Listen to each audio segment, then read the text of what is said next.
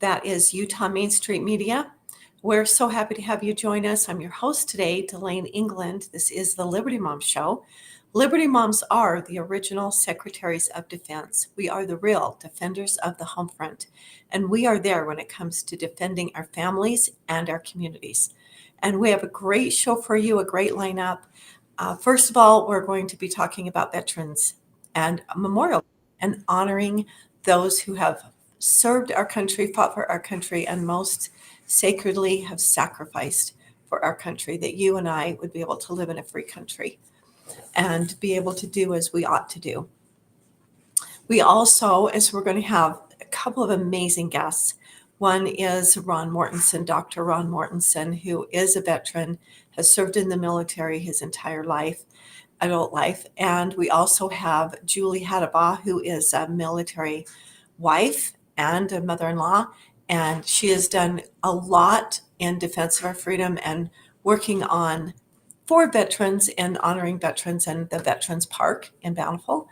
And then we also have, I'm very excited to have a guest with us, Natalie Clawson, who is running on the ticket with Phil Lyman as our Lieutenant Governor. So we're really excited to have her join us. I have not interviewed her before, so I'm very much looking forward to it and hope that you'll stay with us. So we're going to start off by talking about, as I said, veterans. And I just have a heart full of love and compassion and honor for our amazing veterans. Veterans Day is coming up, and so I just thought it would be really timely to talk about Memorial Day and the difference between Veterans Day and Memorial Day, because a lot of times we conflate the two and don't recognize the difference. So Veterans Day is when we thank those who are serving or who have served in our military. So we honor all veterans. Memorial Day is a day set aside to honor and to reflect on those who paid the ultimate sacrifice and gave their very lives in defense of our country for us to enjoy our freedoms. And so Memorial Day is coming up, and I wanted to just, give us a chance to really think about what that means and to help people take this time, set it aside, and do something of meaning and reflecting on and honoring those who died. And so what are some of the things that we can do for Memorial Day? One, we have a tendency to be together as a family, and I think that is a great way to honor our veterans and those who sacrificed. I think that's really important. I love that to be together as a family. And we tend to have picnics, maybe go boating, probably not this year, playing, having a great time. Spending time together is really great, but I hope that each one of us, while we're together with our families, that we will spend some time reflecting and honoring those who went before and truly honor the fallen soldiers. So I have a few ideas of how we can do that and what we can do to really honor our veterans. So, and honor those who have gone before us and who have literally paid the blank check, paid the ultimate price. One thing that I think is really important is to fly our flag and to fly it correctly. So we're going to talk about some of those things that we can do. But I would say going to a Memorial Day program, I think, is a really great way to honor them. So I would invite everyone to take some time. The Memorial Day programs that I have been to and that I'm going to are very short. They're 1 hour, maybe an hour and 15 minutes long. They're short. They're very powerful. They're very moving. They're beautiful. And I would invite you to find one in your neighborhood or your area and to take your family and attend. And when you're out there, and then other places, talk to veterans, get their stories, talk to them, do something for them. Say, what can I do for you? They love it when most of them love to be talked to. Ask them about their lives and who they are and what they've been through so that you can share that with your family. Take them to a Memorial Day program. Any veterans that you know, make a point to take them to a Memorial Day program so that they can feel the spirit there and be honored and be recognized. Take them places to go. They like to get out. A lot of older veterans, it is hard to get out. They're sometimes very lonely. There's a very, very high rate of suicide for veterans who survive the war. And so let's not make them casualties. Visit with them and give them some time and give back to them too. It's amazing what a few visits will do. And so I was talking about flying the flag correctly. That's a really important way to honor our veterans and honor our country. And so we all know not to let it touch the ground, not drag it. But also is we want to just always treat it with respect. We don't drape it on vehicles or, just lay it across cars or at a tailgate party. It needs to be flown properly and correctly and respectfully. We don't ever use it as bedding or drapes. And I can see that that can be done people feel like that's a way that I can honor and be respectful. But the kind of the rules, the United States rules of the flag are to not use our flag as bedding or drapery. And we can fly it from sunrise to sunset when the sun is shining on it. If you want to fly it 24 hours a day, that is totally appropriate if it's illuminated. It shouldn't be flown in the dark. It should be flown in illumination. And when you raise a flag, you want to hoist it briskly. But then when you lower the flag, you do it more ceremoniously, more reverently in lowering the flag. And we all know half-mast is in honor of someone who has sacrificed and passed away. And we don't usually fly the flag in bad weather because it's destructive to the flag. So you can fly in bad weather if it's kind of an all-weather flag. If it's meant to get wet and meant to be flown in the rain or the snow, then it's okay as long as it's a weatherproof type flag. Now, it's really important that no other flag should ever be above the United States flag. I feel passionately about that myself. I don't want to see any other flag flown above the United States flag. And it should, if you're having multiple flags, it should always be in the center, but it should still be flown at a little bit higher level. But if all the levels are the same, then no flag should ever be flown to the right of the US flag. Everything should be on the left of it. It should be the most right flag if they are the same level. Personally, I like our flag to be a little bit high. There is one exception to this, and I find it extremely interesting. If it is a church flag or a church pennant, the US flag can be underneath that. So the church pennant can fly above the United States flag. But here's the rules. Only during a church service. It must be conducted by the naval chaplain, and they must be at sea when the pennant is above the US flag during the church service for Navy personnel. So those are kind of the restrictions there. So it's not very often, it's very rare, but it is honoring the creator of our country above our country. I have no problem with that. So it's very limited times, but it's in those specific occasions, and I actually really love that. You cannot fly the US flag or any other flag above the United States flag anywhere, except in the rules, it does say that it is okay to do that at the United Nations headquarters. I have a huge problem with that personally. I don't think that the UN flag should ever fly above the United States flag, even at the UN headquarters, but that's because I have done a lot of research. I've been to the UN twice. I know who they are, what they're about. They're very anti-America.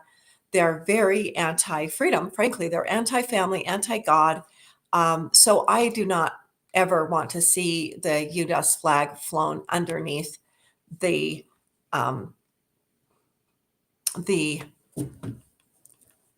sorry, my screen is so dark I can hardly see it. So I don't like to ever have the United States flag flown underneath any other flag, including the United Nations flag. But I'm not the biggest fan of the United Nations, but I can document why I'm not. So it's not a matter of opinion, is because of their disdain for America. And they have been very out there. They're really focusing on why they want to take down America and why they want to be the ruler. They want to be the ruling class. So I think I have our guest. Okay. Like I say, my computer is so dark, I couldn't really tell. So I am really, really excited to have our first guest with us today. And his name is Ron Mortensen. And Ron, I am going to introduce you, but are you there? I'm here. Can you hear Okay, me? fantastic. I can hear you. So I'm just going to, I can't give a full bio on Dr. Ron Mortensen because if I did, our entire time would be gone. But so I'm just going to do a brief version of who he is. So he is a Vietnam era veteran. He is the board of members of the Bountiful Veterans Park Foundation. We are definitely going to be talking about that amazing park that was funded 100% by private donations, and I call it the Bountiful Veterans Park. I think that's the name of it. He is a United States Foreign Service officer. He's a diplomat and a humanitarian. So he's served many humanitarian missions on behalf of the United States. He has served under 8 United States presidents. Was nominated to be an assistant secretary by President Trump, Secretary of State, excuse me, by President Trump. And he has received numerous awards for his diplomatic and humanitarian service in high threat situations. He has absolutely put his life in danger countless times for our country and for us as individuals. He was also elected to the Safe South Davis Water District. He is working to preserve our aquifers that provide us drinking water, which is essential to life for every single one of us. He does great work there, and he has been up on Capitol Hill as a citizen lobbyist for decades, at least 20 years, defending Utah's children against illegal immigrants, child ID theft, and other job-related identity theft. And he has been, he's done a lot of work to protect our children for ID theft and also to protect businesses and us against people coming here illegally and stealing our identities.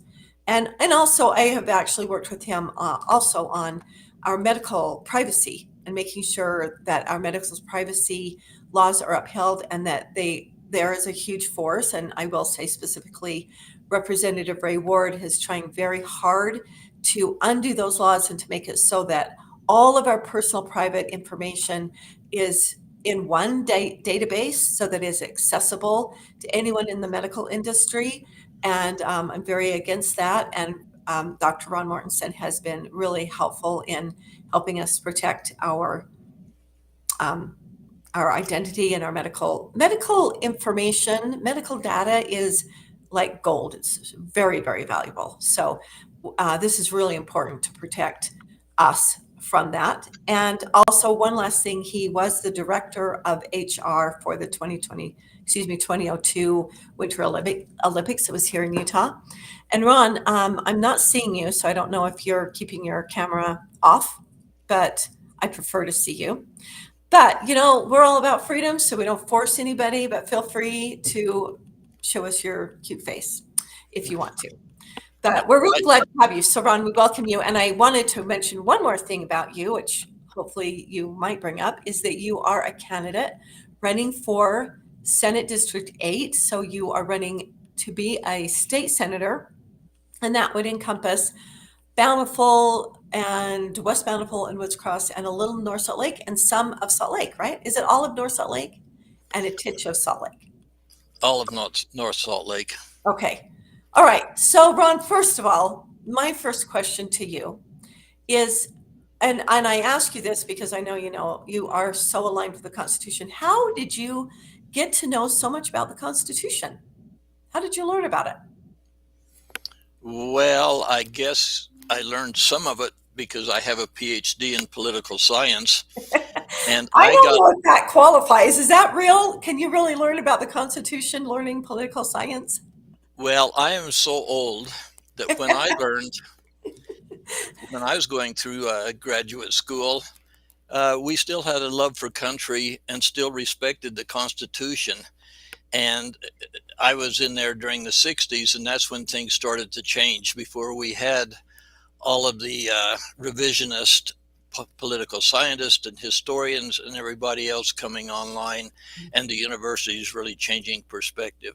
And then the rest of it is you just learn it as you go. You learn it as you apply it. I was representing the United States for 20 years and served in 6 different embassies around the world. And you came to really appreciate the Constitution when you're in countries like Chad and Mauritania and Gabon, and doing humanitarian responses in Iraq and other places where they don't have that protections. And you can see what comes when you do not have those protections. And just as something that people get upset about, but the Second Amendment. Yes. There's a lot of controversy about the Second Amendment, but honestly, so many of the conflicts that I responded to, the people that were in dire need and trouble, they had no way to protect themselves, and they were totally at the mercy of whoever had the firearms and the power at that time. Ron, that is such a good point, because you're going around to all these countries helping them defend themselves, where if they had a way to defend themselves, they would not lean on us so much. They would not have such a need for us. And people in America do not understand. They think, oh, there's gun violence here, so we should just get rid of all guns. Such a lack of understanding, such a lack of history, a lack of current events. They're not understanding the way that we keep safety and is by having the Second Amendment. And, we have to remember the founding fathers put the Second Amendment in the Bill of Rights and in the Constitution because they had to defend themselves against the tyranny of their very own government. It wasn't about a foreign entity coming in. It wasn't so they could go hunting. It was because they did have to take up arms. Well, it's because their own government took up arms against them, and they had to have a way to defend themselves against that. And that, I really appreciate what you said. That really helps people understand how important we cannot stay free without a way to defend ourselves, even against our own government. Thank you. And Ron, I just want to say to you, thank you so much. I sincerely thank you so much for your very selfless service to our country and to so many. And you have been doing that for so long, and I'm very humbled and grateful to that. And I'm also really excited and grateful that you have decided to run for the Senate. So first of all, I kind of want to ask, what's wrong with you? Why would you do something so crazy as that? Which I already know the answer, but I want to give you a chance to explain it. And, what do you want to accomplish as our next senator? Well, it partially is a moment of temporary insanity. But the other reason, quite honestly, is the incumbent. I waited until 4:00 in the afternoon, and nobody had signed up against the incumbent, who is Todd Weiler. And I just really don't think that we should be giving our offices to just without somebody having to go out and talk to the voters and meet the voters. And so literally I got in, and I'm would be considered a terrible candidate, I think, by a lot of people. I spent a total of under $5 going to the convention. I just went out and talked to delegates, and for my $5, I got 43% of the vote and got into a primary election. So, and I just count on people spreading the word and getting it out, because I'm not going to spend the grandchildren's inheritance on running against an incumbent that has $100,000 in his bank, largely raised from large donations and corporations and everybody else that just wants a piece of you. And so I refuse to take anything. I might not get elected, but I can raise issues, and I can count on the citizens. Though, if the citizens would do their job, and Yes. if they would I've got a website, ronaldmortensen.com. I put my information up on the county site. People can find tons of information. They just Google me, and they'll find out that the Southern Poverty Law Center hates me, but that's all right. That's a badge of honor, I think. I mean, that's how I'm on their same list. And I'm like, oh, I feel so honored that they even care, that they even notice. That's really awesome.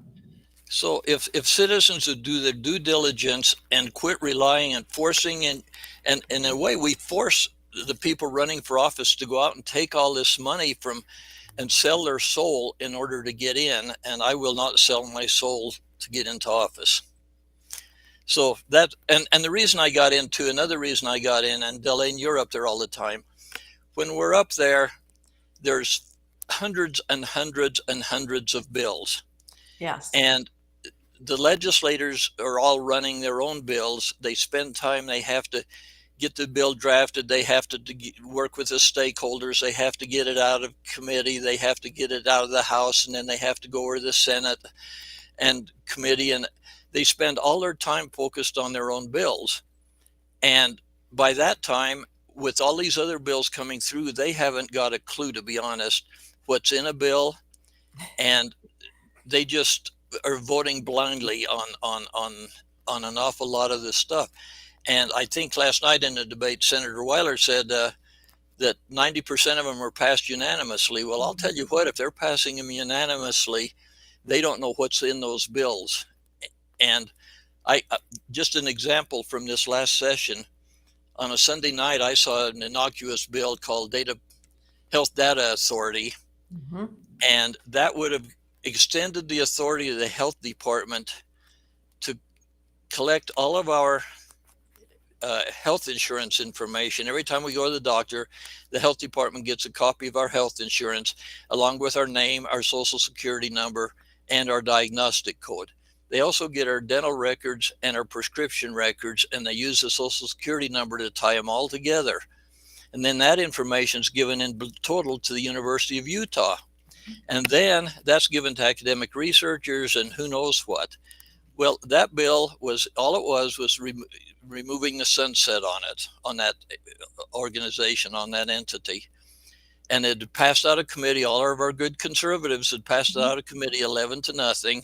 Yep. It was on the board. It was number 2 or 3, and it was going to pass the House. I'll guarantee you 75-0. Absolutely. And it would have gone over to the Senate, and it would have passed 29-0 because nobody read it. Nobody knew what was in it. Well, I caught it, brought it to the attention of Kristen Chevrier, who you know.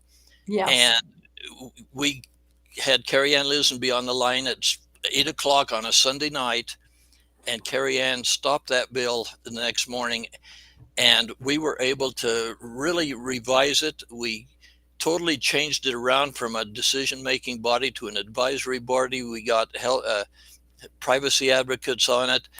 We got it so we can opt out of having any information they collect being used for anything else. And we wanted to kill it. We couldn't kill it, but it was a lot better. But again, if we wouldn't have been focusing on that, we wouldn't have stopped it. And so that's one of the reasons I'm running. If I got in, I wouldn't run any bills. I don't even care if I run any bills, frankly. There's enough. 950 bills this year, 950 bills presented in a 45-day session, which is 33 days of the actual legislature, not counting the weekends, is insanity. It's totally crazy. So we wouldn't need you to run any bills, Ron.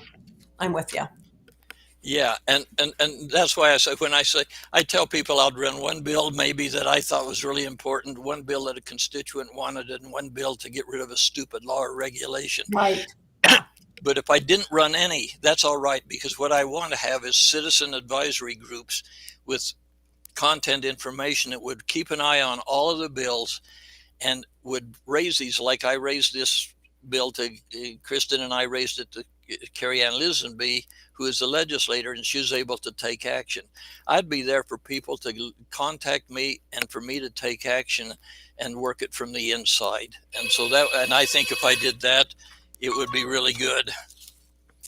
Yeah, and, I really love that idea. I heard that last night at the debate last night, and I thought it was a great idea because, you know, there are citizens that want to get involved, and then working more closely and tightly with citizens. And it just does give citizens more of an opportunity and to know how they can get involved. And I do think getting interested in an issue and getting involved in an issue and not trying to, because like trying to read 950 bills is impossible. And there's so many issues that I care about that it's just, you feel so subdivided, where if you can zero in, not do this shotgun approach, but just a laser approach and get on an advisory committee that's very specific, to one or two issues that you care about, then we can be really effective. Somebody's being very persistent. That's too bad. They'll have to wait. Yeah. Okay, so Ron, you worked really hard on the Veterans Park, and I would love you to share just any personal thoughts or feelings about why you felt so passionately. You did spend a lot of time on it. And why did you feel like it was so important to have a Veterans Park? Well, You should say Veteran Memorial Park. right. No, it's just a veterans park. We don't memorialize really Okay. anybody. We just honor the veterans in that park, and we didn't include. We expressly excluded the name, the word memorial, because Okay. we want to have it's a living, honoring people there, and the reason it's so important is when somebody joins the military, whether it's the Guard, the Reserve, or the Active Forces. They write a blank check made payable to the United States of America for an amount up to and including their name. And once they raise their arm to the square and say that, take that oath, they will go wherever they're told to go, whether it be the cook in the Pentagon or on the front line of combat. Yeah. And everybody does. And it's interesting. I'll just digress a little bit, but I've had people come down and say, well, I don't want to be recognized because I didn't do anything. I didn't go to combat. I didn't do this. And my answer to them always is, did you raise your arm to the square? And if they would have told you to go to combat, would you have gone? And they said, well, of course, yes, I wouldn't have had any choice. Right. And so the point is, anybody that joined the military, they agreed to do whatever they were told to do, including giving their life to the nation. So that's one of the reasons. So it's so important to honor everybody that served in any capacity. And we actually, parenthetically, we also include the Merchant Marines in that. And so that's why we wanted to put in the Veterans Park. Also, Bountiful's the second oldest settlement in Utah. It was settled in the fall of 1847. And it never had done anything formally to recognize veterans. And so we took it, and I was blessed to be part of the group. Chris Simonson was the guiding light and the person that did so much work on it, and the vision and just the driving force of that. But there are so many great people, the Hattabaughs, the Van de Griffs, Eggett's, people who are on the board that just did it out of love for the veterans. And we did it, as you mentioned, with no taxpayer funds. My role on the board actually was to keep reminding people we're not taking a penny of taxpayer money on this thing. We aren't going to do it. We're going to show it can be done. And we raised $1.5 million, $2 million, just under 6 months, and built it during COVID in a very, very short period of time. So it is honoring veterans. And one other reason that we did it that way, a lot of the Vietnam veterans, as you know, Vietnam veterans were not respected and they were not honored. When they came back, they'd be spit on coming through airports. Yes. They'd be called baby killers. And a lot of Vietnam veterans are still hesitant to even have their name put on the wall. Mm-hmm. And what we can say now is that those people that spit on you, that didn't like you, we didn't ask them to pay for this park. Only people who wanted to honor you paid for this park. And that's why it's so important to do it without any taxpayer funds. Mm-hmm. I love that so much, Ron. And I know you guys worked so hard, and that really is, it says so much about the people of our community, because the people and the businesses donated that money of their own free will and choice.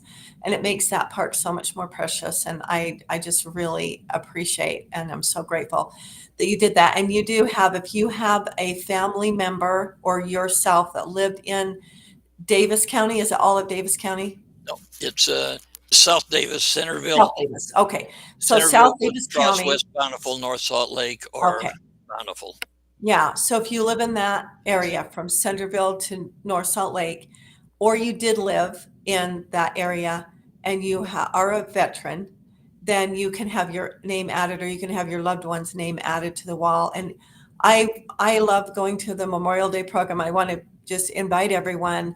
You are all invited on Memorial Day at 11 a.m. to the Bountiful Veterans Park.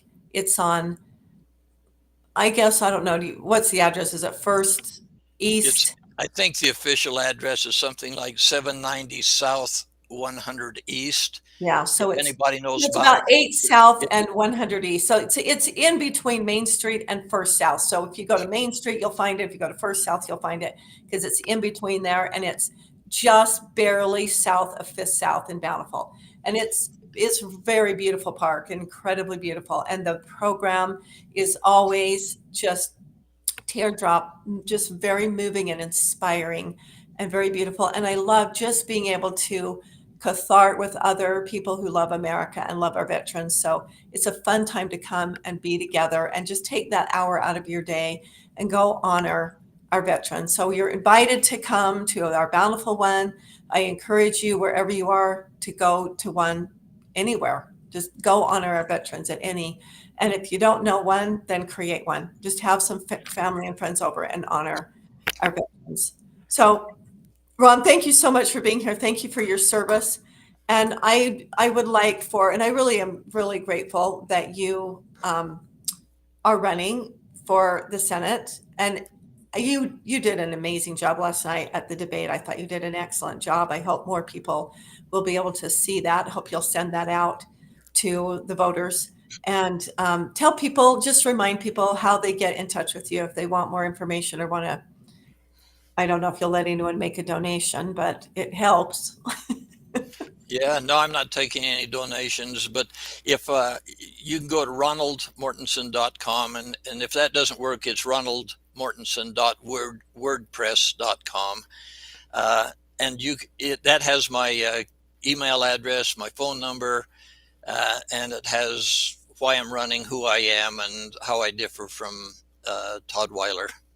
And I can just give a personal endorsement. You know, Ron is so involved, and he is very principled. He makes decisions according to the principles of the Constitution and the Republican platform, which are the same. And he does. He would be a great candidate because he is already going up there, and he is aligned. And I just have so much respect for Ron, for his service to our country, and also to his service to our state.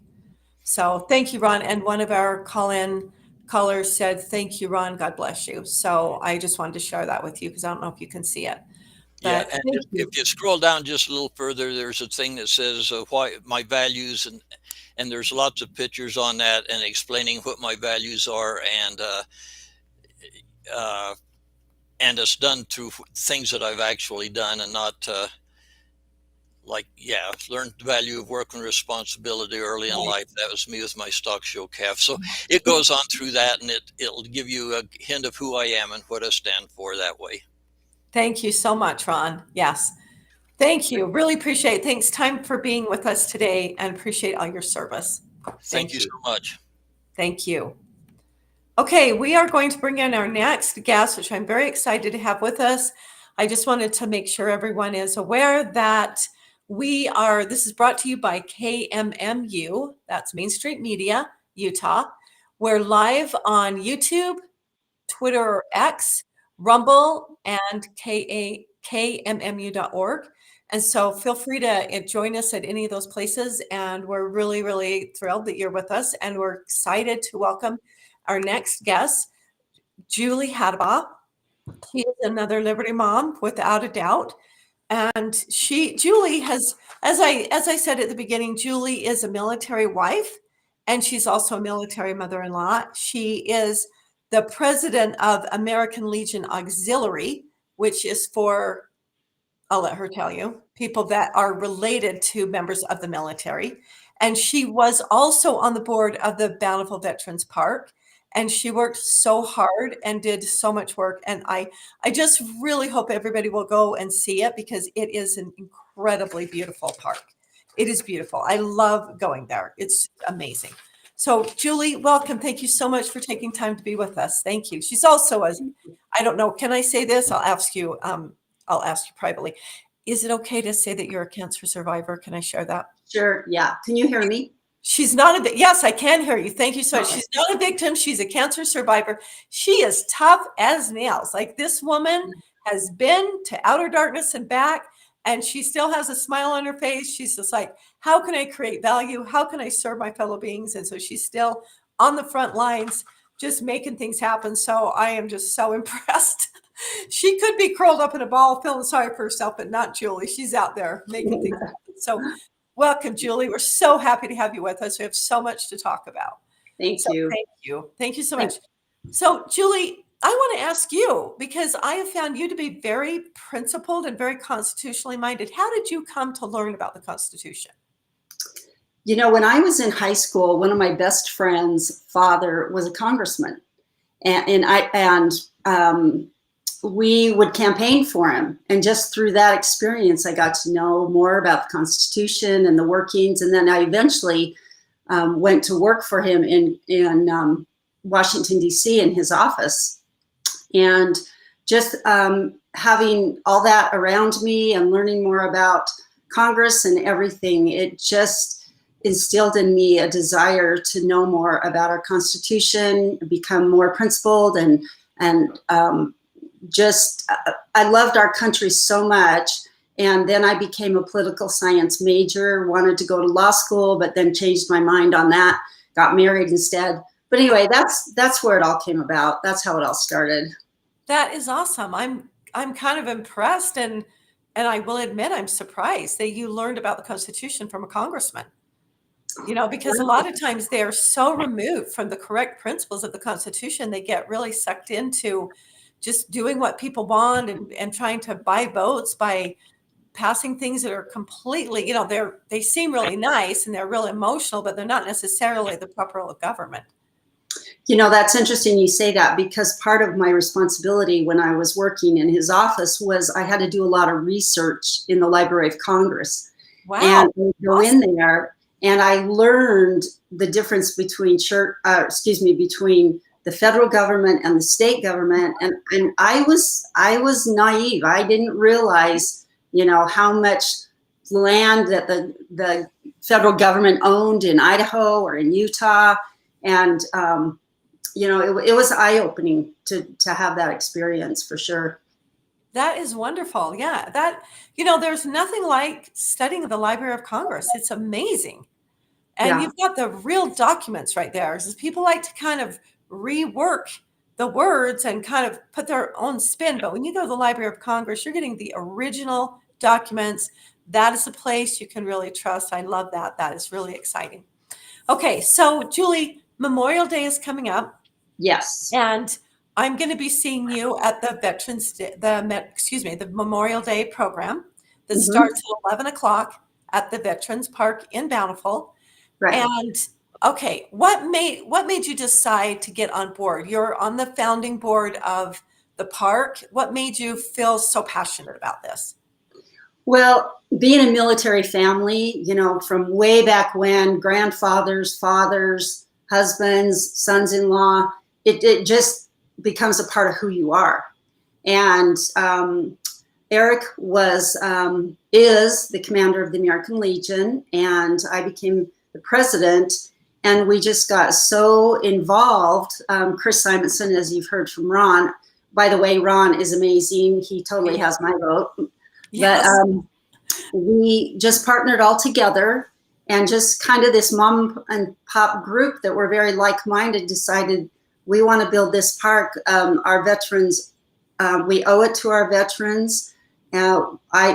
Being in the military with Eric for 24 years, I know the value and the importance of our military and the great sacrifice that they make, and not only that they make, but that families make. And it was something that was just dear to our heart, and we just wanted to make it happen. And so I actually feel very honored that I was able to be part of and still am as part of the foundation and the board. And it just gets in your blood. It's so important, especially as we're starting to lose so many World War II veterans and now even Vietnam veterans. It's so important that we know the importance of our military in our nation, and we need to make sure that we are honoring them and not forgetting their great sacrifice on our behalf to keep this country free. Oh, Julie, you said it. Wow, and well said. Very much so. Okay, so National Poppy Day is coming up. So I'd love you to explain what that is, where this came from. This, I believe it's a worldwide, very much international tradition of wearing a poppy on National Poppy Day. Please explain that to us. Thank you. Okay, and I'm giving you some notes just so I stay on track because it is important. You can see my poppy right here as part of the American Legion Auxiliary, which is the spousal organization that supports the American Legion, which are the veterans. These are in support of, building funds in order to support programs that will specifically help veterans. So actually, Congress designated the Friday before Memorial Day as National Poppy Day. And what happened is during World War I, in the spring of 1919, they noticed through all this devastation in France, all these fields that had bombs and whatever debris, that poppies were coming up. And they were blooming in abundance all over. And so because of that, they decided to make the poppy the memorial flower of the military. And so we will be promoting the opportunity to support the veterans through the poppy program. You'll see us at the Memorial Day program on Monday. And then anytime you see somebody wearing a poppy like this, you know that they are in support of our veterans. And we will accept any and all donations. And as I mentioned, those donations will go for everything from rehabilitation to helping veterans in hospitals to, let me see, I'm just going to put here, for the welfare of veterans, active military, families of veterans, and children. And so you'll probably notice even on TV, you might see some royalty, British royalty wearing them all the time. And when we were in Scotland, we were walking through downtown Scotland area and there were just poppies hanging. They had tied them all over the trees. I mean, it was a really wonderful, moving experience to see how many people internationally support the poppy program. That is really wonderful. That is so exciting. I love Scotland. I'd love to see the poppies hanging down from the trees. That just sounds so delightful. Yeah, it was really neat to see that. Okay, so I think most people probably know what a Gold Star family is. Do you want to just kind of share that with us, just for those who might not really know exactly what that means? Sure. When you go to our Veterans Park, we have a Veterans Wall that has over 7,000 names inscribed on the wall. And on some of those names next to them, you will see a gold star. And what that means is that specific veteran was killed in action, meaning killed during combat. And we actually have someone here, I don't know how many know Jerry Stevenson, but her son Dion Stevenson was killed in the 90s during the Kuwait War, and he was killed in action. You'll also see some brothers on our wall, two brothers specifically that they have a gold star next to their name. And I was recently talking to one of our board members, and he was telling me that during the Vietnam War, there were 31 sets of brothers that were killed in action in the war, which is so sobering, so moving. We have, I've had the opportunity to be down at the park when some mothers of Gold Star mothers have come by, and they've said what a healing experience it has been for them to come to the park, see their son's name with that gold star and just honor them. And it's a place of reflection and honor and healing for them, that they have given as a family member the ultimate sacrifice that their son or their daughter has given. That is so moving. That just has to make everything, what a payback. It makes everything they've done so worthwhile. And it is such a place of peace and beauty. There is such a reverent spirit there. It is a place. My father was a veteran. I have two brothers that are both veterans, and it does bring me just so much. I just love being able to go there, and I like to take a picture of their names and send it to my family that can't be here, and just let them know that, they have a special place in our park, and that we respect them and honor them for their service. Yeah, we have a really special experience that's going to happen in June as it relates to fallen soldiers. And what it is, I was contacted quite a few months ago by Alaska Airlines has what's called a fallen soldier program, where they literally make a cart draped with American flags, and it has the military emblems on it. And it's designed in such a way to honor those fallen soldiers who have to be transferred from an airplane through the airport to a hearse. And so I think there's 11 airports now that have this fallen soldier cart, but they have a mission right now that will take place where they will be coming through Bountiful on June 21st at approximately 11 a.m. We're going to be providing lunch for them. But this mission will be escorted, the cart will be escorted by over 40 Patriot Guard riders. Those are motorcyclists. And they just emailed me not too long ago and said that they will have the actual remains of a U.S. Navy veteran on that cart. And so we're inviting all the public, everyone, to show up on June 21st at approximately 11 a.m. so that you can honor the fallen soldier, but also see the fallen soldier cart.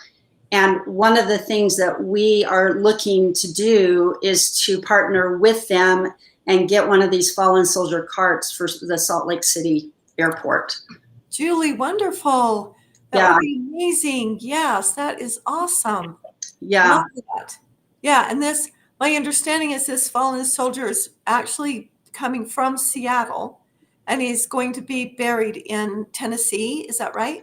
Actually, he's coming through Tennessee. They will drop off the cart to the Tennessee airport, and then there's a Pony Express. Oh, I wrote it down. A Pony Express leeway will provide the final leg of the journey for this fallen soldier to be buried in New Jersey. Oh, isn't that beautiful? Yes, that is amazing. And I feel like it's such an honor for us to have this fallen soldier come right through our town here in Bountiful. And that is a great experience and opportunity for us to all go participate. It will be very short, 11 o'clock on June 21st, or 11 to 11:30, somewhere in there. And then I love that. Then you're going to feed all the people lunch, so they have a chance to take a break and eat and get back on their motorcycles and their vehicles and continue on the road. Yeah, they actually, through word of mouth, had heard about our park.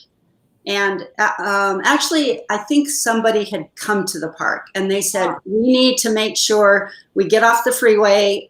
And, they're on their way through Wyoming, and they said, get off. We got to see this park because it's pretty amazing. So we were honored that they would do that. So. Yes. And I mean, what I know is that there's other people that have seen your park. I like to call it our park, if you don't mind, because I feel like an ownership to it, even though I didn't work as hard as you did to make it happen. But there are others that have seen it and they want to duplicate it in their areas. And, and I love that so much. And I love that you're helping them. You're helping other people, recreate it. Yeah, as many as we can see would be great. In fact, we just came back from Missoula, Montana, and on the way we came through these little towns and we saw veterans memorials all along the way. And that's what we want. We need to keep that alive, honoring our veterans. So Thank you, Julie. You're so wonderful. Thank you so much. What ideas do you have for us to honor our veterans, both those that have passed away and those that are still with us? Do you have any specific suggestions on how we can honor them? Well, I think it's interesting because so many veterans oftentimes don't want to talk about their service. They're very humble, and they're very reserved. Mm-hmm. But if you find someone who has served and is a veteran, I think the most important thing you can do is tell them thank you in a very in a very appropriate way, because sometimes some of them are just very shy about it. You can maybe ask them about their service. The other thing is to serve them. You can join an organization like the American Legion Auxiliary, especially if you have a family member, a husband, a grandfather, a father who has been a part of the military. And we have so many programs right now. One specific initiative that we have is called Be the One, and it's specifically for to be the awareness of the amount of suicide that is happening with veterans. And it's a top priority to reduce that, and not to stigmatize mental illness, but help them overcome some of the challenges, especially our Vietnam veterans, and say to them, welcome home, because they didn't get that. Boy, they got trashed so badly. It is just un-American how they were treated, and it really came from propaganda. This is where we relied so much on media. I did not. I think because my father was a veteran, we did not participate in that at all. I learned that was not right and not good, but I think so many people in America bought into. I'm not in favor of the Vietnam War at all, and it should have ended. We should have, if you're going to fight, go in, fight, get it done. But you certainly could not ever blame our veterans for how the war was handled. They took an oath. They kept their oath. They did. They honored our country. They honored themselves, and they were treated just despicably. We don't even treat rapists and murderers that way in our country. Yeah, and it's just so sad how they're treated. So I love that you said that. Is this welcome home or welcome? We're so grateful for you. I think I always say thank you, but I love what you said. Welcome home, and we're grateful for you. I think they've not heard that. Yeah. It's been a long time. It's a long time coming. So thank you so much. I think that is a great way to say thank you, and I'm so grateful to you. One other thing that I would like to share is when you see veterans, or you see our flag, or you see any symbol of that, stand and honor it. Yes. And when we play the national anthem, put your hand over your heart and honor it. And it's a directive now from U.S. Congress, I think that's where it came from, that when veterans, whether they're in uniform or not, when they play the national anthem, they salute. Yes. So when you are in an audience and you see that, do not disrespect them by eating or sitting or chatting. Stand at attention and show them the respect that they deserve for the sacrifices that they have made. I know for me, my family, my son-in-law was gone for a year. My children, my grandchildren and daughter did not see him for a year. And Eric, when he was gone, he would be gone for 4 months at a time in the 128-degree heat in Saudi Arabia. I was home with 4 little kids that nobody drove but had to get to every ball practice and practice you can imagine. So there's a huge amount of sacrifice, but you know what, I can tell you honestly, I would do it again in a heartbeat, because I loved the opportunity for us to be a military family. And it's not easy, but it is worth it. So honor our veterans by your actions, by what you do. That is so beautiful, Julie. Thank you. And I just want to say how much I love you and appreciate you and respect you so much for what you were saying. And I do want to say, yesterday I was at my grandson's graduation at Weaver State. And, the traffic was a nightmare. So people were coming in late, and I can totally understand that. And I know people haven't been taught, but when we were singing the national anthem, and we weren't all singing it. So it was they had their orchestra was playing it, and their choir was singing it. It was very beautiful, very well done. But people that were coming in, I was just like having a little bit of a hard time because I just wanted to go up to them and say, they're coming in late. And I understand. And sometimes you're just not focused and paying attention, not notice. They're looking for a place to sit. And I wanted them all. I was just like trying to put out, stop, put your hand on your heart, and just let us finish the song, and then find your seat. Just out of respect and to show dignity of yourself, and to show your own respect. When we're saying the Pledge of Allegiance or we're singing the national anthem, even if you're in the middle of something and you're real busy, please just stop. It is protocol. Stop, put your hand on your heart, and give that moment of reverence and to our country and to those who have served and sacrificed everything. And then when it's done, then you proceed and go ahead. Just take that moment. And so I just saw that happen so much yesterday, and it was disappointing. And I thought, you know what? These are good people. They just have never been taught. They don't realize what they're doing. And so I just thought, do we have time for one more story? Please, yes, go right ahead. Okay. When my son-in-law was and daughter, their family was based at Dover Air Force Base. Dover is a very important strategic base because all fallen soldiers come through that base. That's where the military mortuary is. And so I remember being there one day.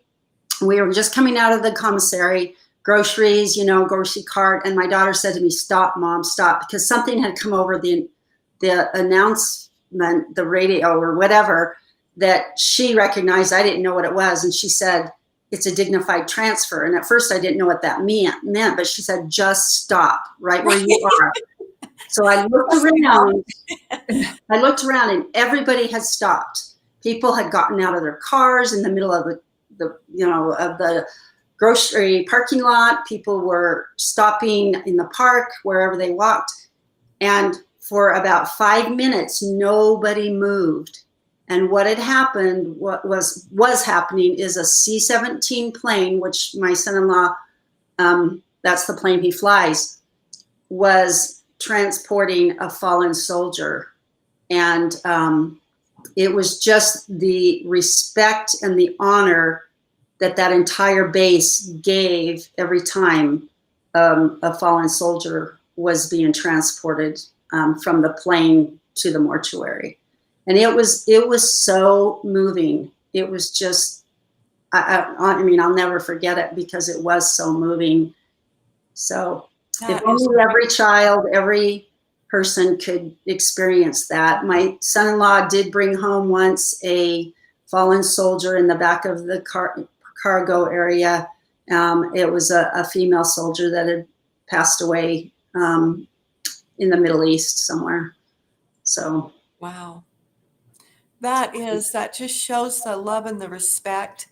And the people in that area really knew and understood, because they knew people that had sacrificed, that had written that ultimate check and sacrificed all. And it warranted just taking a moment and acknowledging and noticing and honoring that person. That is just so beautiful. I would just invite all of us to spend a lot more time doing that. When you see a soldier or a veteran that you can recognize, just great advice. Just say, "Welcome home. Thank you." Just go visit with them. Even if you just say, "We're just so grateful for you. We're so grateful for what you've done for us." It's amazing what something that simple can do and how it can really help to heal people that are hurting. For sure. For sure. Julie, you've just been so amazing. Thank you so much for your great service. And you're one of my favorite Liberty Moms. Thank you so much. Thank you. I've loved being with you, and thank you for all you do, Dalane. You are a force to be reckoned with. And I love serving with you. So Yes, thank you. It's such an honor to be in the trenches with such great people, and I am truly humbled. Thank you, Julie. Thanks. Have a great day, and everyone have a great Memorial Day weekend. Thank you. So, Yes, okay. let's do. Take care. Right. Thank you. Thank you, Julie. You bet. Okay. Well, I really hope that everyone has a wonderful Veterans Day, and we are going to shift gears here really quickly. And we have a new guest, which I am so excited about. As I told you at the beginning of the show, we have Natalie Clawson, who I think is with us, but it's so bright. I just love how bright it is, but it makes me so I can't see my computer screen. So I am going to introduce to you this another amazing Liberty Mom, and her name is Natalie Clawson. And so she is a mom of 5 children. And so, she's a Liberty Mom. They reside in Highland, she and her husband. So she's a native of Utah County. She graduated from BYU, and she also has a BS in political science, and she has her Juris Doctorate degree. And she was admitted to the Utah State Bar in 2003. And she has a deep love for America, and I personally happen to know where she got it because she was raised with it. Her parents are both amazing. Her mom is a Liberty Mom, and her parents are just her dad's a Liberty dad. They're amazing Americans and amazing people. And so she's been involved with politics and at different levels and capacities, very, very involved in local grassroots level for really her entire life. She sponsored the Secure Vote Utah initiative. And she actually thinks that we should have more transparency in our election systems. Go figure. And she has been, really honored, I think, to be asked to be on the lieutenant governor's ticket with Phil Lyman. And I do think that is a great honor. And I'm so thrilled that she accepted it. So she's done a lot of research and published a lot of things about the law and religious freedom. And she's worked at BYU Center for International Law and Religious Studies. So she has a great resume. And because of this work, she has been a great defender of our First Amendment rights, all of them, but specifically religious freedom. And she's an amazing woman. And I just am so grateful for her. And I'm really grateful that she's on the ticket. She is running, and we have a chance. Everyone in the state of Utah has a chance to vote for her. So with that, welcome, Natalie. Thank you, Dalane. It's so great to be with you.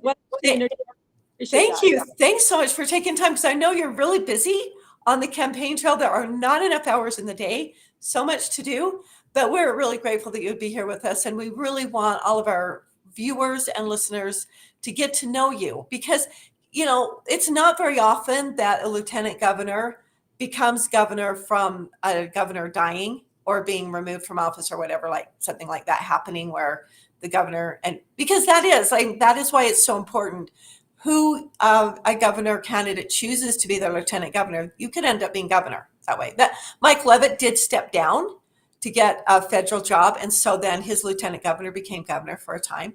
That could happen with you. I mean, things happen, life happens. And so I really think it's really wise to have a great lieutenant governor pick. The other reason is lieutenant governor has one of the most sacred and most important roles in the entire state of Utah. I put governor there, I put the attorney general there, and I put lieutenant governor. And Natalie, I know you know the reason why I say that. And it's because the lieutenant governor only has one role. Their entire job of lieutenant governor is, yes, Natalie, you can say it. Yes, elections. And elections, right, it is our vote is sacred, and it is very important that we make sure that we're transparent and that people have confidence in our system. So that is very important to me. I agree with you, Dalane. Yes. And it's even more important, because it is important that we have confidence. Our system doesn't work if we don't have confidence in it. But it's also really important that it is accurate. It's because we could have confidence in a fraudulent system. We want to be sure that the confidence we have is in a system that we can vet, that we can monitor, and we can audit it, and we can know it is. And that's how we get confidence, is we need to be able to check it and verify it and know that it is a good system. So, and you have really been kind of on the front lines of this, which is really important. And yeah, as Stalin said, let everybody vote. I know this is an exact quote, but he's like, it doesn't matter. Everyone can vote. What matters isn't who votes. What matters is who counts the vote. And that is really important because the lieutenant governor really has stewardship over that. Although the lieutenant governor doesn't count the votes because they're counted in the counties. Yeah, that's right. Which is important to note. It's not like one person's counting all the votes, but that lieutenant governor has stewardship over all those counties and all those elections. That's right. Okay, so Natalie, as being on the ticket, as you're running, what do you think we can do? What's realistic? What can we do to make our elections more secure? Oh, that is a great question. So there are a lot of things that we could do just from the very start to make it more secure and have people have more confidence in the system. One is just the whole idea of letting people ask questions. And I feel like right now when people ask questions, there's a big pushback and saying, why are you asking questions? Don't you know there's no questions we already have answered everything and everything's secure. We know it's secure. You don't need to ask any questions because we have checked it and it's secure. Just trust us. Exactly. And a massive PR campaign and billboards telling you it's secure. That's not people. We need to have more transparency. And one issue that I think is really relevant today is we talk about the kind of the two paths to get on the ticket to become a candidate. You can go through the convention caucus system, which is what Phil Lyman and we've done through that process.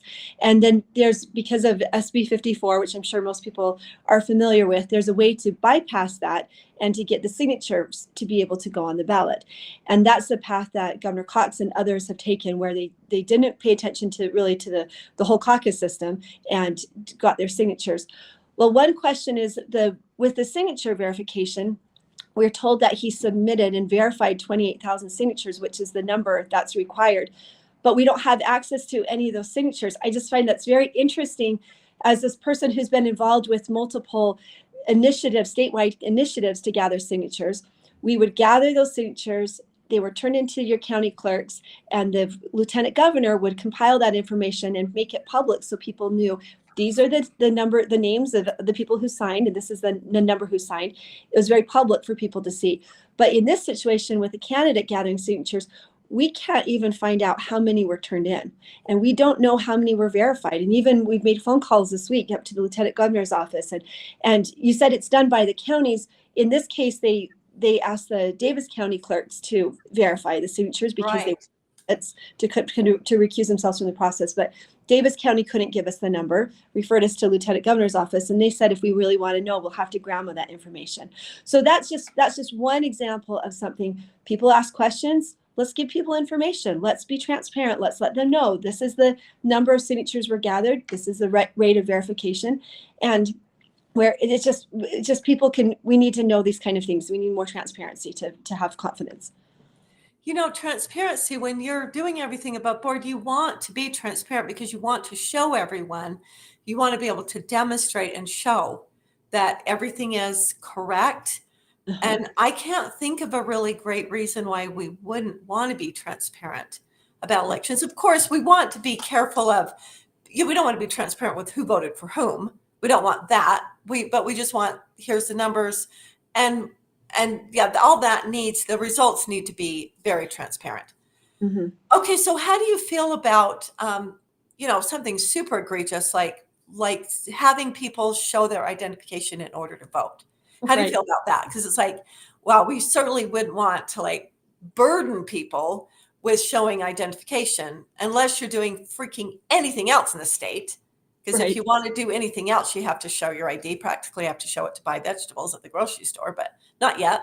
So how do you feel about showing identification in order to vote? Well, that's right. I mean, you need it to get library books. You need to your ID to pick up a package from Walgreens or other places. You need to show your ID for a lot of things. And this is something that's so important to us that it's not a heavy ask to ask people to show their ID, and people really want it. And it's interesting because the counter argument is that they say people want more convenience, and that is something we want, convenience. But you think at some point is convenience too far? It is more convenient to leave your car keys in your ignition. That's more convenient.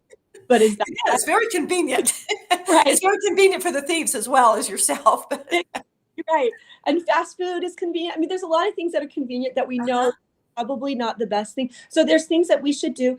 And it's interesting you mentioned the Secure Vote Utah. So we did a statewide initiative to secure our voting, and we went through the whole election code and spent several months and wrote this initiative, which turned into be about 80 pages, where we went through the whole code. There's a lot of things that we can do to really to tighten things up, and that was the big thing when we got 28,000 signatures in 5 weeks, and we found that there is a lot of support around the state. People want to show ID. They feel like that is something that we should be able to ask others to ourselves and others to do, that we'd be willing to do it just to help us, because we know how important our vote is. I have to be honest, I really don't know anyone personally who has an issue with that. I have lots of friends that are not necessarily conservative. I have lots of friends that are conservative, no question. But I have lots of friends that aren't, and I have friends of all different races, and not one of them. I mean, I've made a point to ask them, because I want to get information. I want to be able to get new perspectives, so that I'm not looking through just my own tunnel vision. I want to get perspectives on this. And I've asked, and so far, everyone that I have asked is like, absolutely, people should have to give their ID, because we do give it everywhere. I don't like people having a copy. You can't fly on a plane without giving ID. I can't even send a UPS package without showing my identification. They want to know who the package came from. If I'm saying this is me, they want to know if there is something bad in there. They want to be able to trace it back to me. I'm assuming. But anyway, we do it for everything, and our vote is so sacred. How in the world are we doing votes without giving ID? And so that does seem like a small, easy lift, but it isn't. Mm-hmm. Why do you think that our elected officials are doing so much pushback? Why is that an issue? Why is that so hard to get through? It's a good question. We just seem to be going the wrong direction on so many of these issues, and we need to pull it back. Instead of election day, now we have election season, which lasts several weeks long. And there's issues about chain of custody with they mail out ballots all across the state to every address at every voter that's registered or more, and then those ballots come back 3 weeks later, and I know as an attorney how important it is to have a chain of custody, that where things have gone and traveled, and we lack that in our voting system. So the process that we're going, and we're also moving more towards a centralized voting of counting ballots. And you just compare that to how we were doing it a couple of decades ago, how we did it for so long. You would go, you'd vote in person, day of. It was a great sense of community. You'd stand in line with your neighbors, and you knew maybe you both have yard signs for different candidates, but you're together, that you're voting together. You appreciate the American process, and that brought people together. We're missing out on that. And also during that time, it was a check against you. You showed your ID, and then you also had your neighbors had to verify this is who the person is. And it was just, it's troubling to see us move so far in the other direction. And we're watching ahead as they're trying to even move us towards more convenience as voting by phone and app and those things, which are even more difficult to audit and much easier to manipulate those figures. So we just really need to look at where we're going as a state. And I think there's a support. I've seen it from the grassroots. There's a support to move us more back to where we were before. And we just need to let the legislators know how important that is. And having a strong governor and lieutenant governor who lets them know this is important to the people, that will help shift the opinion of the legislators that direction. And Phil, so I worked on Secure Vote Utah, and Phil also, he's been running on election issues for a while. He ran House Bill 371 a couple of years ago, and that didn't pass, but it shows that there are people who want this in the state. It didn't pass not because people weren't supporting it. I feel I don't really want to say this, but I'm going to say it because I feel that I'm about learning truth, and then I'm about sharing truth. And I was in the committee that day, and I'll tell you why it didn't pass. Because the current lieutenant governor put a lot of pressure on legislators to not pass the bill.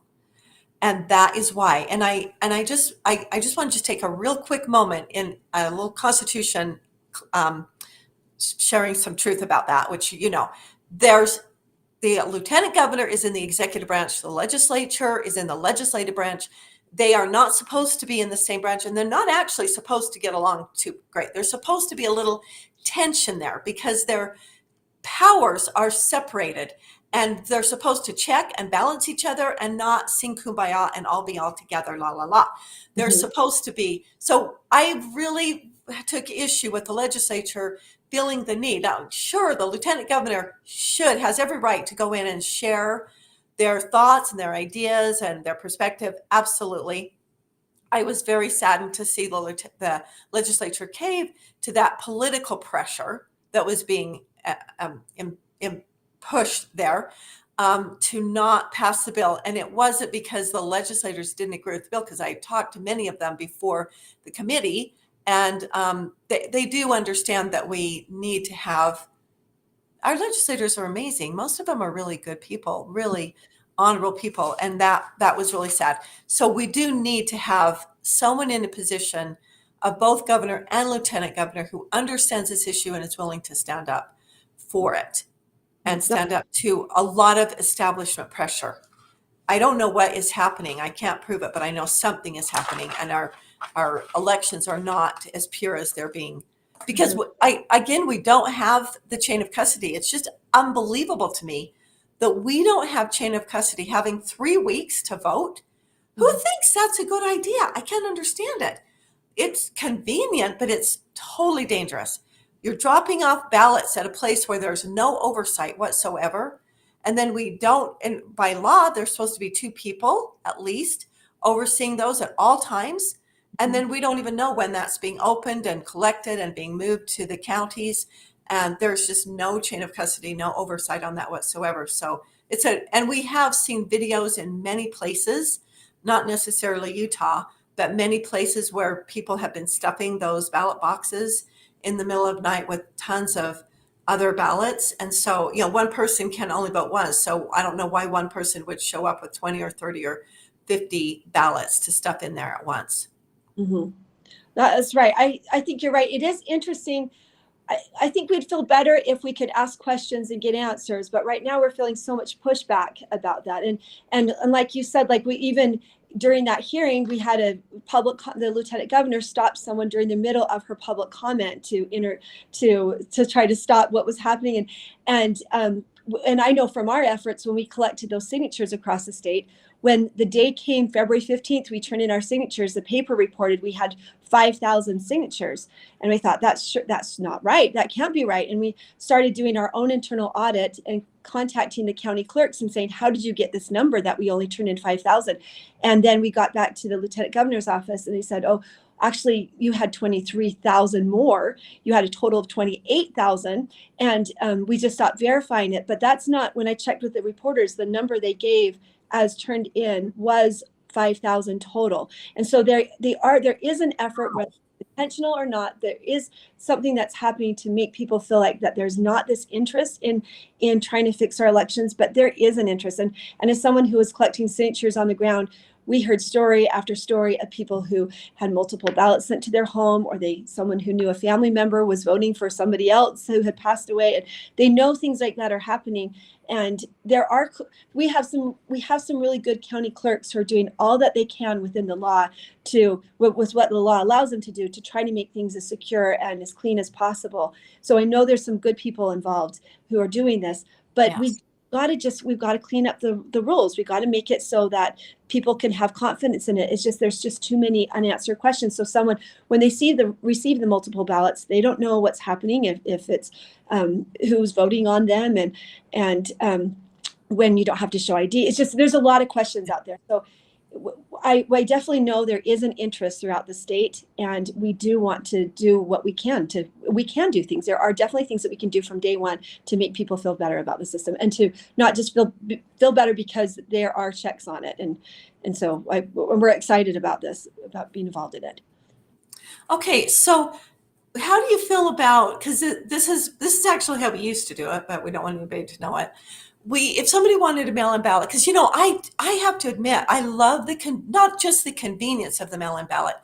I love getting the ballot in advance, because always, because I'm a person who's been engaged forever, longer than you've been alive, and I would always get there to the ballot polls to vote, and there'd be something on there that I'm like, I've never even heard about this. Like, I didn't even know this was a thing. And so I love the fact that now I get to see the ballot in advance. And so there's no surprises for me. Something comes on, the judges, I've got all their names. I can start to do my research on all the judges, or there's a rap tax or some other kind of tax.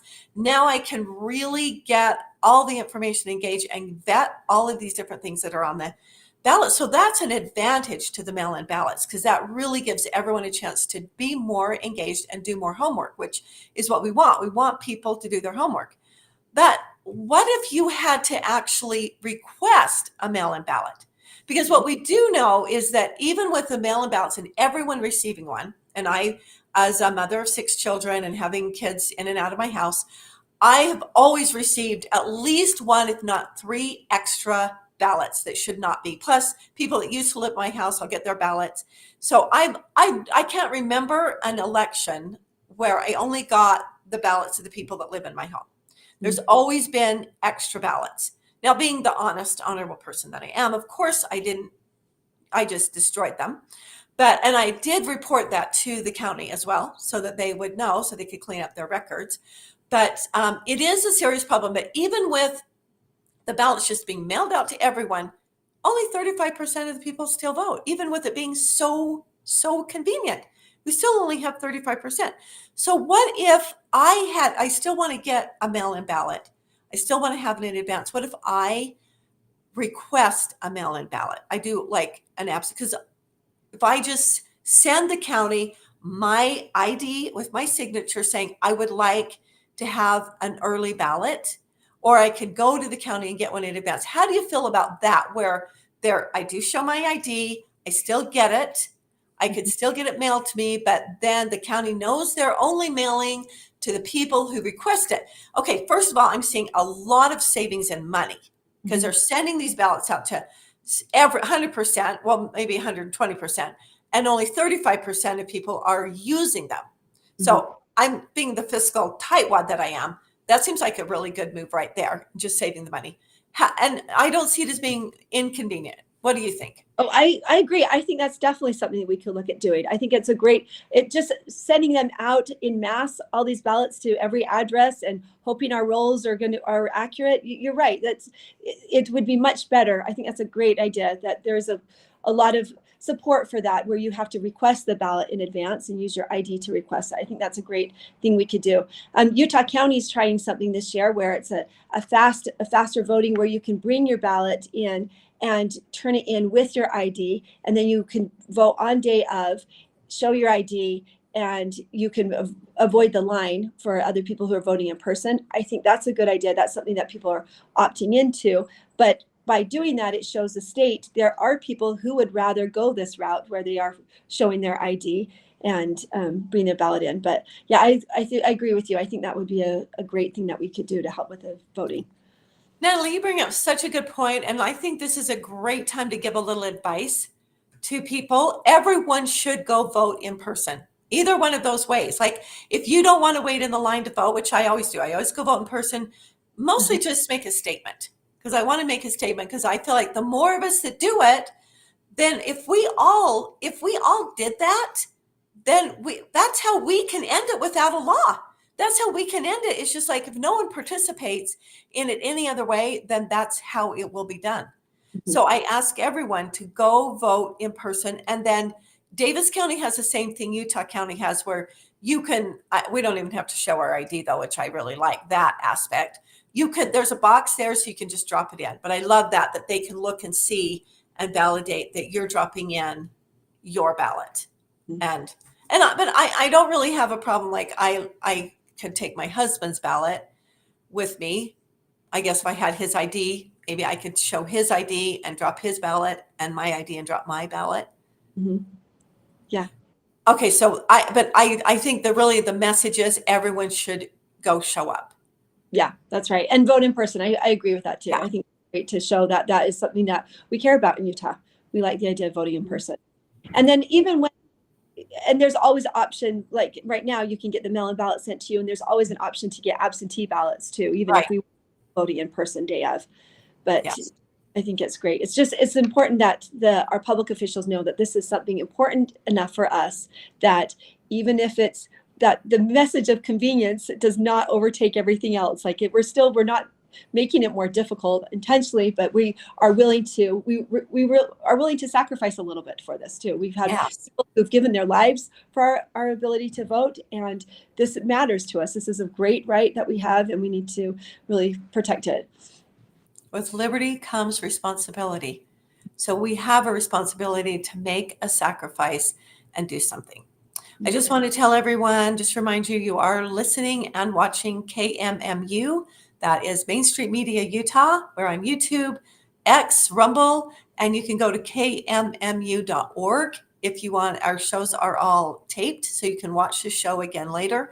And we're really excited to have Natalie Clawson with us, who is the Lieutenant Governor candidate with Representative Phil Lyman, rock star.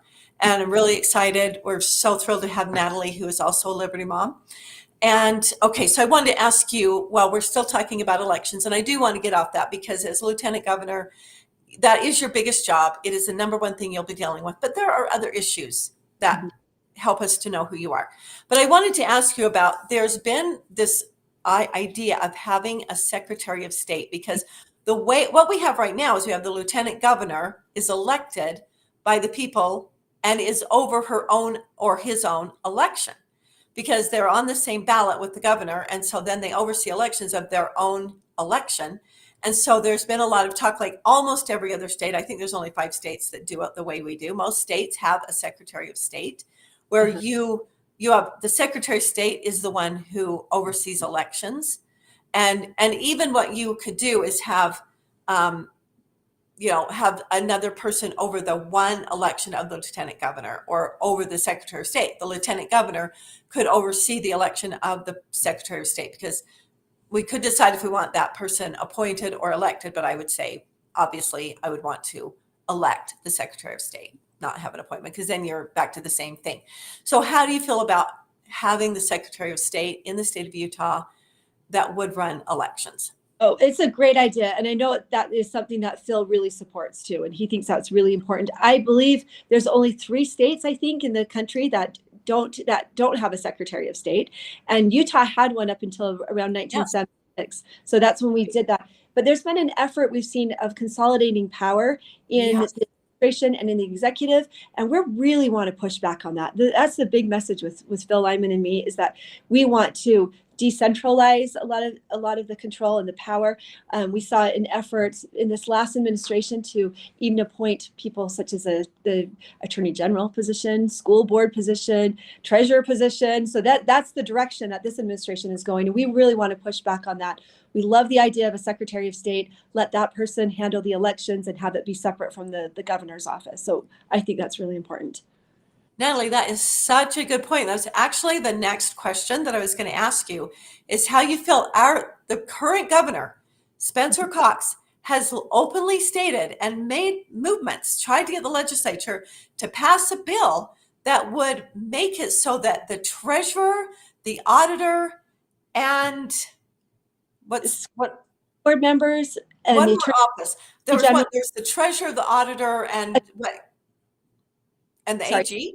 Yeah, AG. Yeah. That's okay. And the AG, they would be appointed. They would no longer be elected. They would be appointed by the governor. And as Natalie said so articulately, that is a centralization of power that is against the entire, both the state of Utah Constitution and the federal Constitution, which the entire premise of America is to divide and subdivide the power in order to keep tyranny from taking over. So can you imagine? I don't care what governor it is. I don't care if you love or can't stand Spencer Cox. It is irrelevant.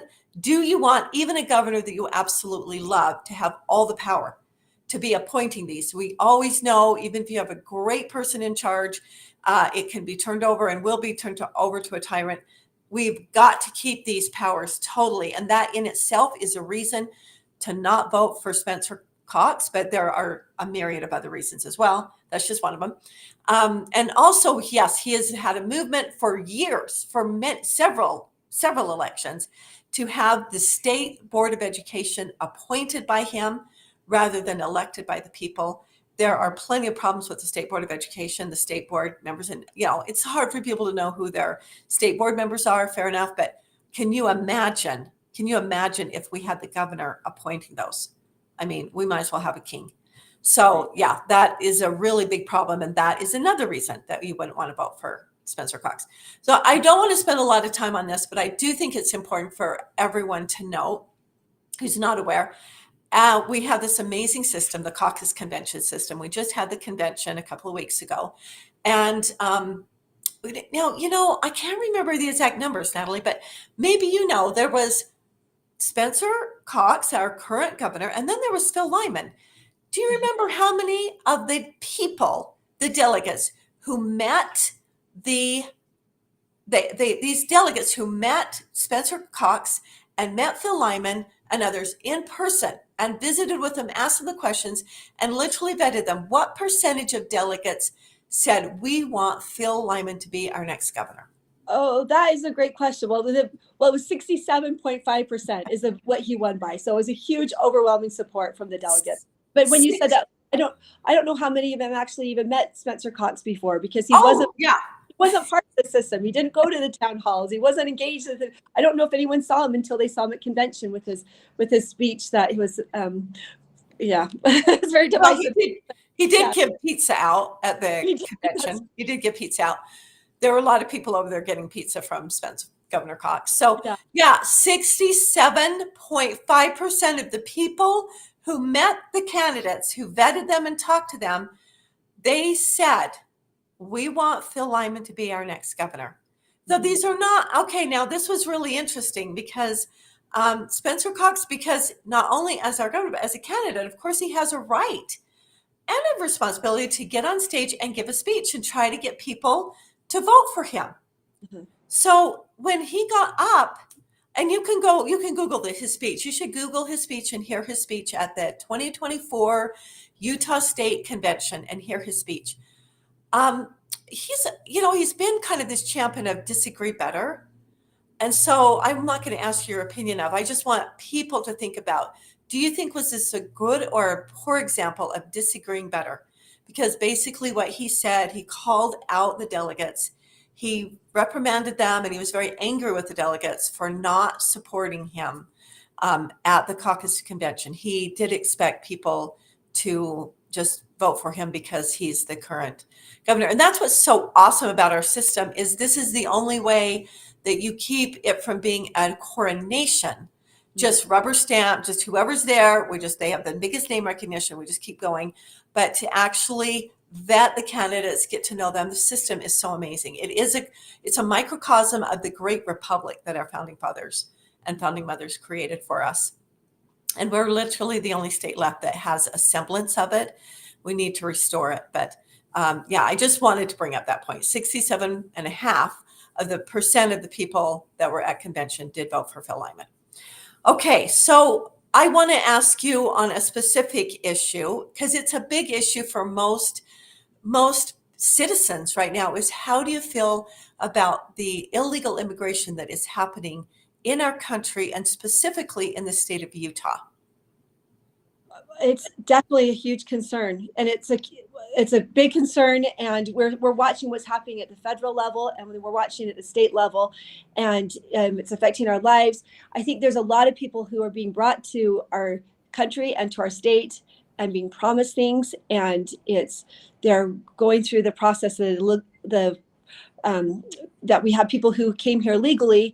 They're bypassing a lot of the same steps that they had to go through with the process. But it's definitely a big concern that we have about what's happening here with the illegal immigration.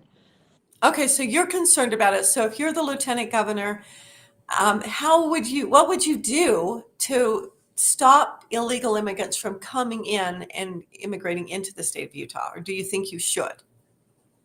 Well, I think there's things that the governor can do. I mean, I think that there's things that we could do as far as like encouraging them to come. So I think right now some of our laws are really welcoming people and telling them that they'll be incentivized by coming to our state. And so that's important that we're not doing that sort of thing to bring the people in here who are coming illegally.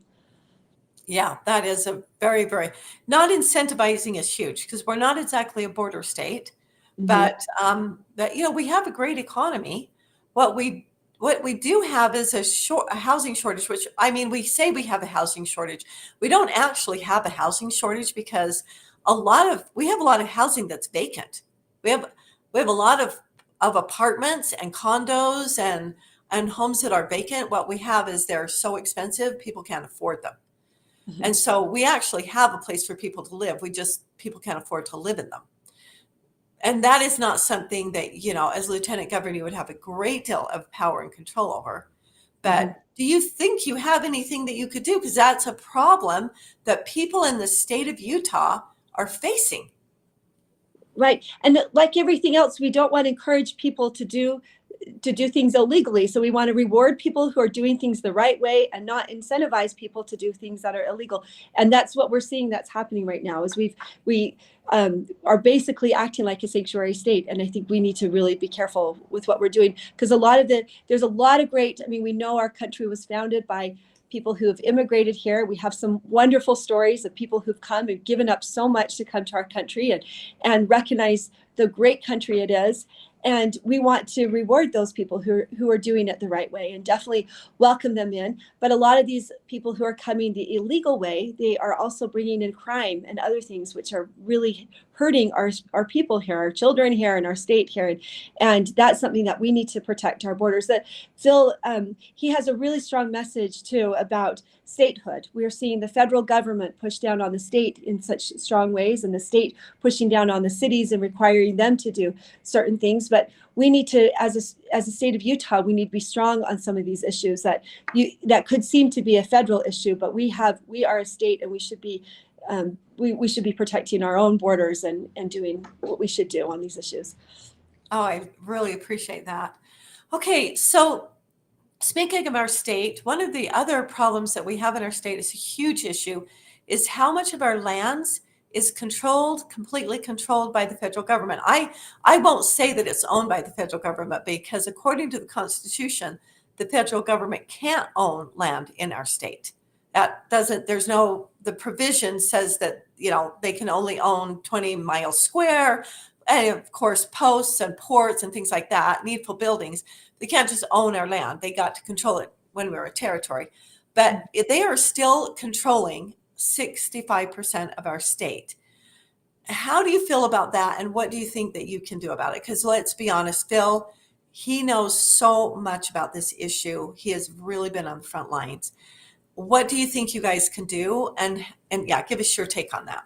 Yeah, that is a huge issue. And if anybody knows Phil's story, they know that he knows this issue better than anybody else. And he's willing to stand up on it and at a personal cost. So if people aren't familiar, he was the county commissioner in San Juan County, and the federal government, just like you said, they control 65% of the lands in Utah, which is a lot of our state. And if you think we have housing issue problems like that, that definitely is contributing to that. And you compare us to any other of the states in the eastern part of the United States, nobody has near what we have with the federal control of their lands. I think we're the second. I think maybe Nevada is the only one with barely more. Mm-hmm. Yeah. So it is definitely an issue, and I've got a lot of family that live in rural areas of the state, and it affects their grazing of their cattle, and it affects the use of the land, and it's something that we're just continuing to see more federal government overreach into our lands, and as they're getting into our classrooms, the federal government, we're seeing too much federal government everywhere, and so I think this is a big issue that we should. That we're willing to stand up on and to get greater access to some of these lands. And one idea I think that Phil's proposed is to have the counties be more involved in those lands and the usage of the lands too. But yeah, this is definitely an important issue for our campaign. Okay, excellent. Yeah, I think it is a huge issue for our state. Mm-hmm. And when we talk about taxes, it's a really big issue because it does get in the way of our taxes. But as I'm pretty sure you're aware, we are the 11th highest state in taxes. We are 11th highest in the state of Utah. We are the 11th highest in paying taxes. So I'd like to know how you feel about that, what you would do about that. Do you feel like that's okay, or what would you do to help us reduce our tax base? Yeah, we're hearing that we had this big tax cut, but people are not feeling that tax cut. Well, So, it's not even true. I'm sorry. It's not accurate. Because we're seeing us being taxed in other ways, and property taxes rising up, and we're seeing the inflation costs are affecting people's lives in big ways, and housing prices and other things. So our costs of living are definitely going up a lot higher. And it's difficult right now for families because in the past we were able to provide for, I mean, as a mom of 5 kids, I know the cost of all of our lessons. We've got piano lessons today after school for my kids, and there's all those things, and now I think that there's a lot of families who are trying to think, how do I make these decisions? These are hard decisions because I want to provide for my children, and now I have to choose between this activity or this family vacation, or things that we were not able to do in the past.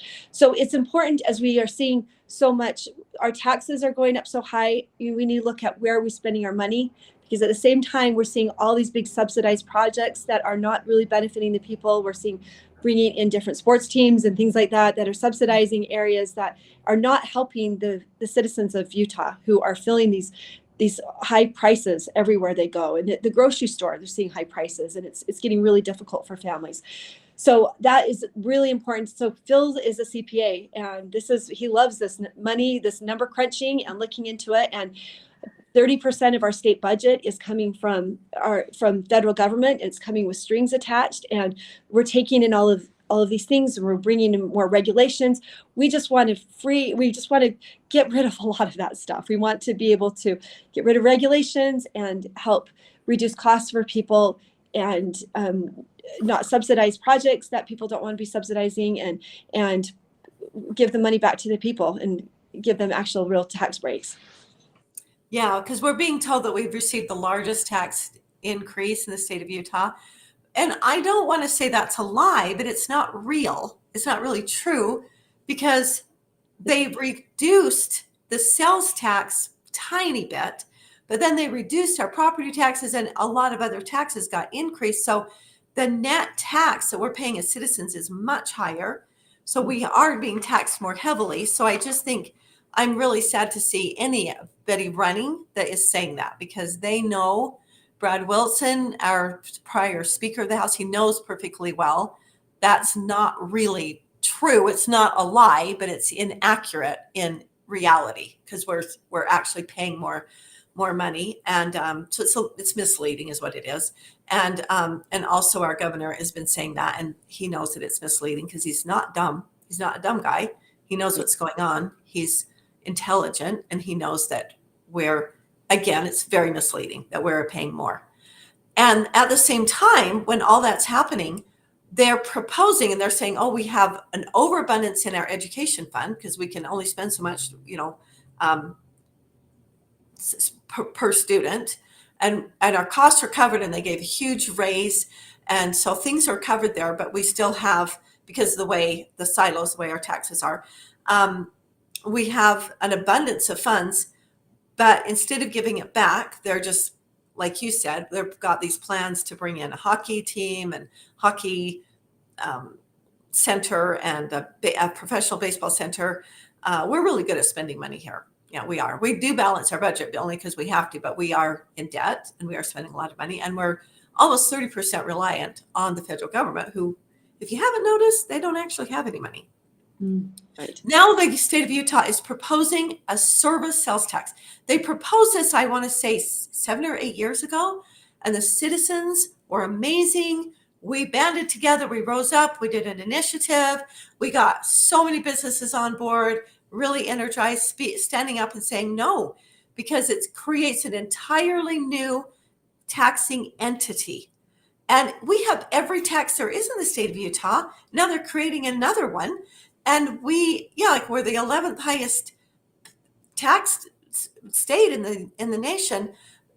And when you look at service sales tax, when you're taxed on service, the service industry has to charge other entities that they use for them. So they've found it's really a stackable tax. And so it ends up being a much higher percentage than the way they present it. And when they brought this up before, the experts determined that it would end up being a 30% increase. And in this day of inflation, that is just out off the charts.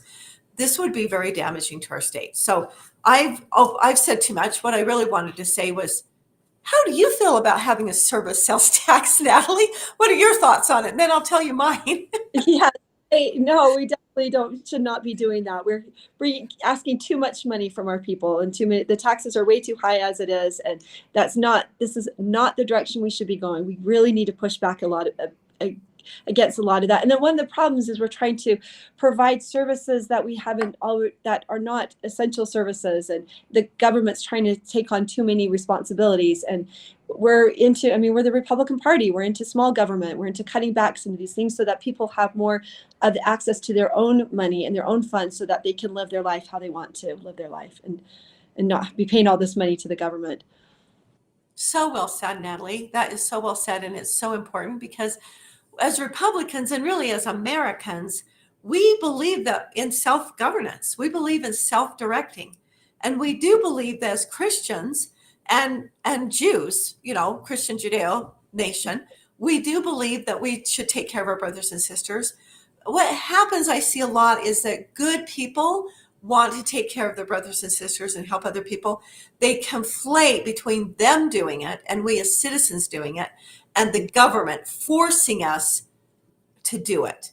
And so when you force someone to do something good, I just want to ask, are our hearts purified? Are we better people for doing something we were forced to do? Or if we do it of our own free will and we do it, does that purify our hearts? Like which is the proper role of government? The government doesn't have the power constitutionally to force us to do these things.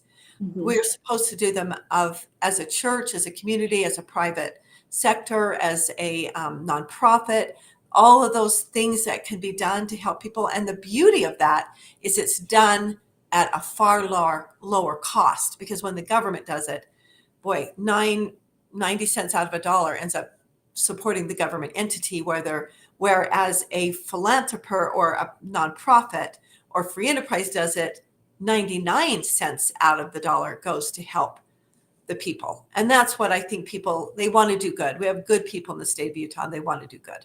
That's right. Yeah. And Phil has a great example of that too, because he's from Blanding and loves the people there, the community there.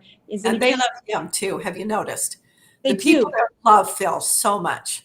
Yeah, he has a great support there because they've seen what he's done in his personal life. So exactly what you're saying, he was an accountant, but he also started a healthcare service there that really filled a big niche for the people in San Juan County. And now they had trouble having enough healthcare providers at the time. And now that was able to take care of that problem. And I think that's really remarkable. So he, as a private citizen, was able to see what he could do to help people out. And that's really what that's what our country's founded on. We're people who are willing to serve and give to other people. And I did a lot of work with religious freedom too. And the religious organizations are able to fill a lot of those niches and those demands. But as a government, as we come in there and we're taking so much from these organizations and from people, it weakens their ability to fill in those places. And you're right, we're so much better off as a people and as a country if we are providing for our neighbors and our friends because of the organizations that we start on our own instead of relying on the government to do it all for us. So it's a shift in public opinion. It's a shift in mentality about who is watching out for their brothers. Should we be required to pay more to the state so they have more state services, or provide more for an economy that allows private businesses and individuals to have their own resources still at their own hands, that they can provide those things that are needed. So I really appreciate what Phil did. I think he's such a great example of being able of doing that. And we want to expand that throughout Utah and allow more people to have opportunities to do those things. Yeah, Phil has literally thrown his body on the railroad tracks for the people. He's won awards because people get that he is not in it for himself. And you know what is just amazing about Phil is if you haven't met him yet, this is a great time to meet him. He wants to meet people. He makes himself very accessible. And honestly, before he was ever running for governor, he made himself very accessible. It was easy to get to know Phil. It was easy to meet him because he's very down to earth and very accessible. But he's won numerous awards for his willingness and his way of representing the people, not the government, not the establishment, not organizations. He is really his record is unmarred by representing the people of the state and not his own interests, not himself. One thing that I just really want to take a minute to say about Phil is that when I first would watch Phil as a legislator, I didn't know him before that, before he got in the legislature, as I watched him, I noticed right off that he was based constitutionally, because I always notice that, because that's my metric. That's my foundation for all my belief system and what I do. Everything that I do is based on what's constitutional. And I noticed that he was so grounded in the Constitution. But then what I really admired about him, he was willing to stand up and speak those things, but he also did it in the most Christian and most presenced and controlled manner. Like he just has such a diplomatic way about him. He is so kind when he calls people out. He doesn't do it from a place of self-righteousness. He doesn't do it unhinged. He's angry. He just is very present and yet speaks the truth and shares the truth and stands really strong. And I thought, when he asked you to be his lieutenant governor pick, I thought, what a great, a great mesh, because you stand for truth, you speak the truth, but you also have a very diplomatic manner. You have an excellent decorum about you. And I really respect that, because a lot of times people who feel passionately about something, we tend to feel right. As people, we love being right, and we gather evidence to be right. And we want to be right, and we like to share how right we are with other people. And people that are right even like to do that. And people that are wrong like to do it too. But even when we're right, we sometimes have a tendency to just spill it all over everybody rather than to share it in a positive manner. And I just wanted to commend you and Phil for both of your abilities. And I think that is a great reason to vote for you, is that I think you really have the capacity to unite our state and unite people, because you do have that ability to be so respectful of people you disagree with. And I do think that's important. I do think we need to be respectful to people we don't agree with. Can you hear me, Natalie? I can see you. Oh, I'm so sorry. And I can hear you. You can't hear me. I can hear you. So if you can get my sign language. Okay, we lost Natalie. Hopefully we'll be able to come back in. I'd love to have her come back and just finish up. No, that is not it. And let's see. No. Okay, so if she is able to get back in, we will bring her back in. But I just wanted to end by sharing with you, I would encourage everyone to get educated, get out and really, okay, we've got Natalie. Just encourage you to get involved. I'm so sorry. No problem. This happens. I want to encourage everyone to get out, get involved, do a little bit of your own research. Find out, before you vote for somebody, find out who they really are. Everyone can say great things. Everyone can say the right stuff that you want to hear. Find out who they really are. Look at their record. Phil has an amazing voting record. Natalie, I'd like to give you just a couple of minutes to finish up any thoughts that you'd like to share, and then tell us how we can find out more about you and Phil. Oh, thank you. I'm sorry I lost you for a second there, but my thoughts, I'm I'm just so impressed with Phil Lyman as a candidate. And I know you were talking about that, but he is so principled and he stands for things that really matter. And you're right, he has very good decorum about it. He's very good with people, but he is principled. And the reason why he's doing this is not because he's a politician, but because he cares about our country. And he cares, he's seen things, he's seen how people have been treated by federal government and other things. And he wants to protect, to stand up for people who need it. And I also am not a politician. I don't know if people know that about my background, but I was probably just as surprised as everybody else that my name was on the ticket. But I care about these issues. I care about our country so much. I'm an attorney, and I've got background in these election issues and other things. And we are so grateful for your support. We have a great grassroots support around the state. I mean, it's really quite incredible. The people that are excited about this, people are ready for change.